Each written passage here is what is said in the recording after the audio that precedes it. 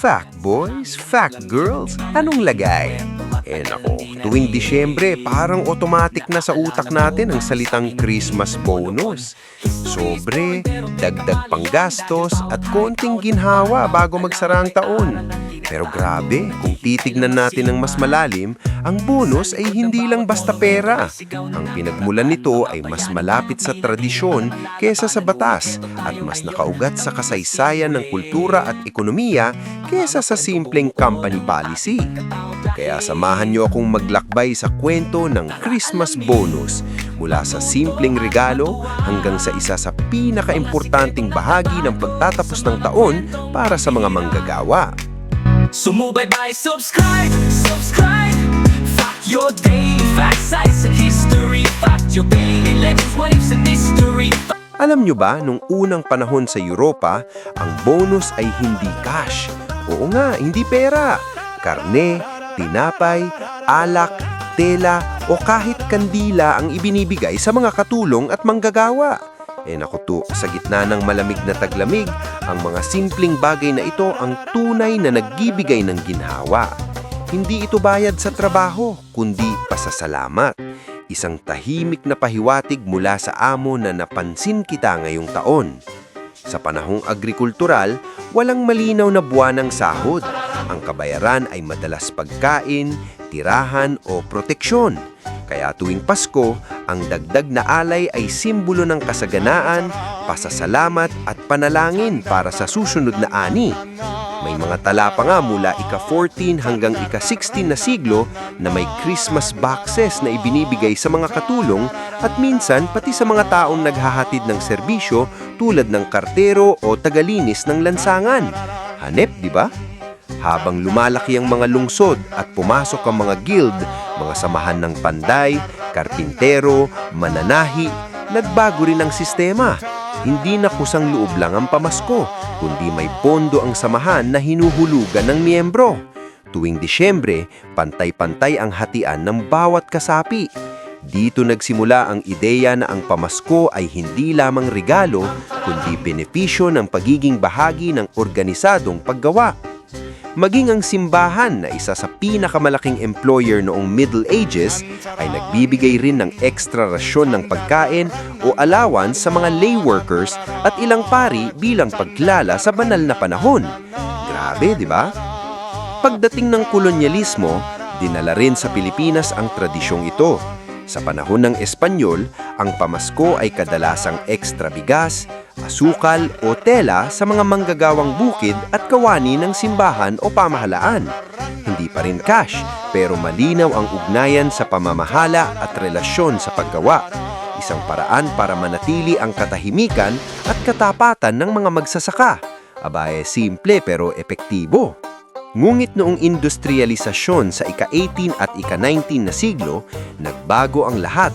Naging regular ang sahod at ang pera ang sentro ng ugnayan ng oras, trabaho at bayad. Napansin ng mga may-ari ng pabrika sa Europa at Amerika na mas mababa ang absenteeism at mas mataas ang moral kapag may dagdag tuwing Pasko. Dito unang lumitaw ang cash bonus bilang praktikal na solusyon. Mas madaling ipamahagi, mas flexible at mas direktang nararamdaman ng manggagawa. Pero syempre, may kasama ring kontrol. Ang masunurin at loyal ay may matatanggap.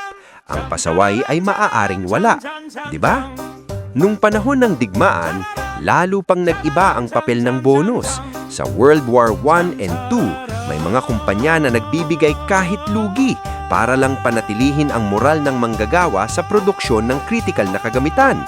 Ang bonus ay nagiging reward for sacrifice, isang emosyonal na pahiwatig na may kasamang pera. Unti-unti, ang dating kusang loob na regalo ay naging inaasahan.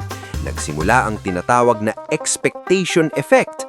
Ang Pasko na dating simbolo ng kusang pagbabahagi ay naging deadline sa kalendaryo ng ekonomiya.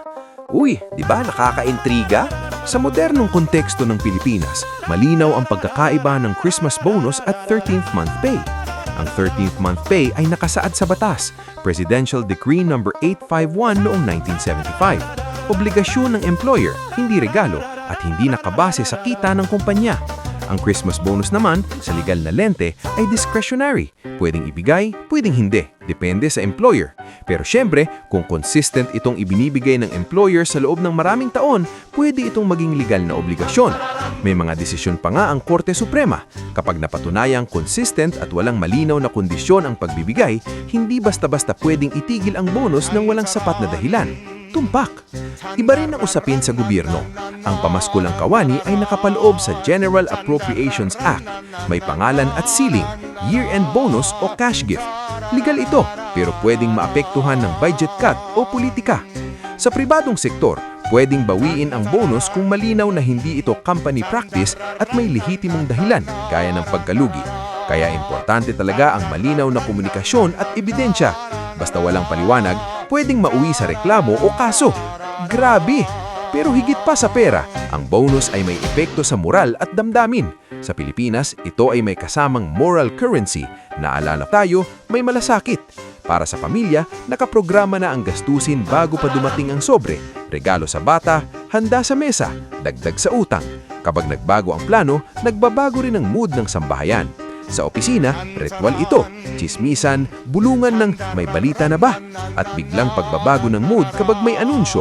Sa maliliit na negosyo, mas personal at emosyonal. Sa malalaking kumpanya, mas structured at predictable. Ang consistency ay nagpapalakas ng loyalty kahit hindi pinakamataas ang sahod. Nyek, di ba? May epekto rin ang bonus sa ekonomiya. Ang pera ay bahagi ng cash flow, pwedeng magdulot ng temporary inflation sa retail sector at may ugnayan sa profit sharing. Sa gig economy at freelancers, ang bonus ay project-based o tip. At sa global workforce, may universal cash gift bilang moral support. Sa hinaharap, AI at automation ay pwedeng magbago ng anyo ng bonus, cryptocurrency, stock options o perks na hindi lamang cash. Sa politika, pwedeng gamitin bilang simbolo ng malasakit lalo na sa panahon ng eleksyon. Hanip giliw! Grabe! Sa moral at kultural na lens, ang bonus ay sukatan ng pagkilala at malasakit. Kung wala ito, nagbabago ang diwa ng Pasko.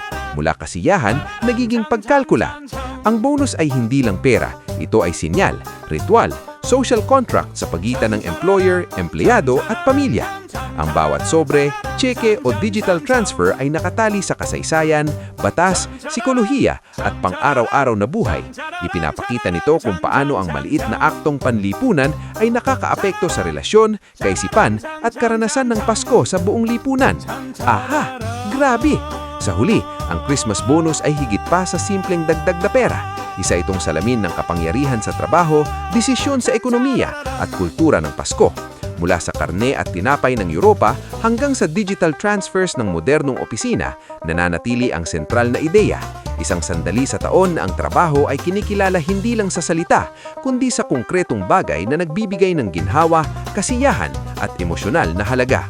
Kaya comment nyo nga sa baba kung ngayong taon, sasayaw ba kayo o kakanta para sa Christmas bonus? Yay! Matuto at matuwa, mga sikretong nakatago sa mga kwentong pambihira. Sumubaybay, subscribe, subscribe. Fact your daily facts, sites and history. Fact your daily legends, what ifs and mystery. Fact your daily bawat araw bagong discovery. Sumubaybay at matuto. Fact your baby.